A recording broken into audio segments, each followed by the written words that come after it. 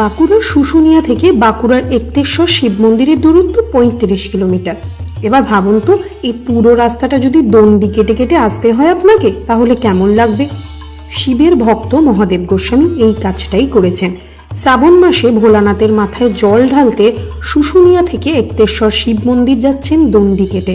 মহাদেব বাবুর বাড়ি বাঁকুড়া জেলার সারেঙ্গা ব্লকে। শান্তির বার্তা বুকে পিঠে নিয়ে এই কাজ করতে চলেছেন তিনি। শ্রাবণ মাস, দেবাদিদেব মহাদেবের মাস। সকাল থেকেই বিভিন্ন শিব মন্দিরে উপচে পড়ে ভক্তদের ভিড়। এই ছবিটাই দেখা যায় বাঁকুড়াতেও।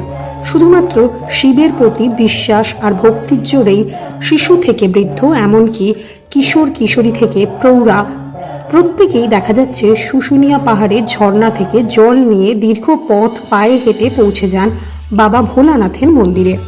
সেই ভক্তদের মধ্যে একজন হলেন মহাদেব গোস্বামী। তবে হেঁটে নয়, দণ্ডি কেটে কেটে ৩৫ কিলোমিটার যাত্রা সম্পন্ন করবেন তিনি। মহাদেব গোস্বামী জানান, আমার দেওয়ার কিছুই নেই, না আছে টাকা পয়সা, না আছে দৈহিক জোর।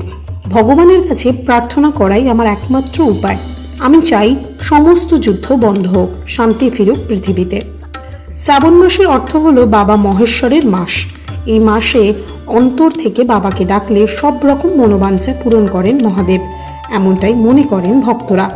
সেই বিশ্বাসের ধারা বজায় রেখে প্রতি বছরের মতো এবছরও ভরা শ্রাবণ মাসে বৃষ্টিকে উপেক্ষা করে পায়ে হেঁটে ভক্তদের ভিড় চোখে পড়বে গোটা বাঁকুড়া জেলায়।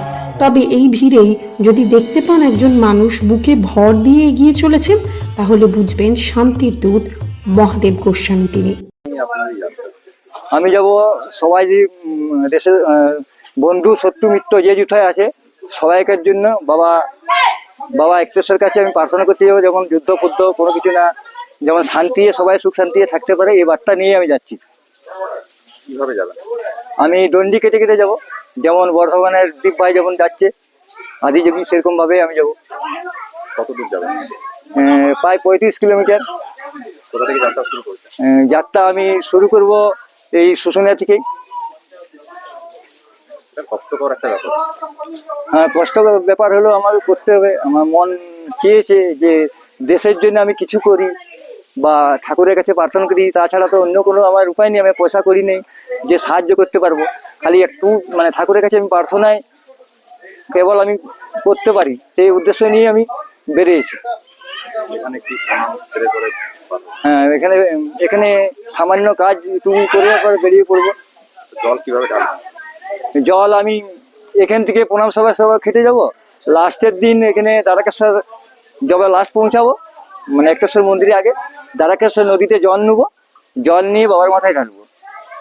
ওইটাই। কবে পৌঁছাবেন বলে মনে হয়? আমার তো মনে হচ্ছে মোটামুটি ওই রবিবার দিন হতে পারে, তার আগেও পৌঁছাতে পারে স্যার, আর সোমবারও হতে পারে, বলা যাচ্ছে না, আইডিয়া নাই তো। ৩৫ কিলোমিটার আমি গড়ে 7 কিলোমিটার করে পার ডে আমি ধরছি হিসাবে, তাহলে 5 দিন। 5 দিনের মধ্যে পৌঁছাবেন? হ্যাঁ, 5 দিন তো তাও কমও লাগতে পারে। আমার বাড়ি হচ্ছে আমাদের বাঁকুড়া ডিস্ট্রিক্টের সারেঙ্গা ব্লকের অন্তর্গত। আমার গ্রামের নাম হচ্ছে নিবিড়া, গড়গড়া গ্রাম পঞ্চায়েত, সারেঙ্গা থানা। হ্যাঁ, ওইখান থেকে এসছি। শান্তি সকলে যাতে শান্তি থাকে, আমার নিজের ফ্যামিলি থেকে শুরু করে চারদিকে যে আছে যুথায় যা আছে দেশ, সমস্ত যেমন শান্তির পরিবেশ যেমন থাকে, বাবা একতেশ্বরের কাছে এই প্রার্থনা নিয়ে যাচ্ছি। কি নাম? আমার নাম মহাদেব গোস্বামী। আমার বাড়ি হচ্ছে নিবিড়া, গ্রাম নিবিড়া, পোস্ট গড়গড়া, জেলা বাঁকুড়া, থানা সারেঙ্গা, ডিস্ট্রিক্ট বাঁকুড়া।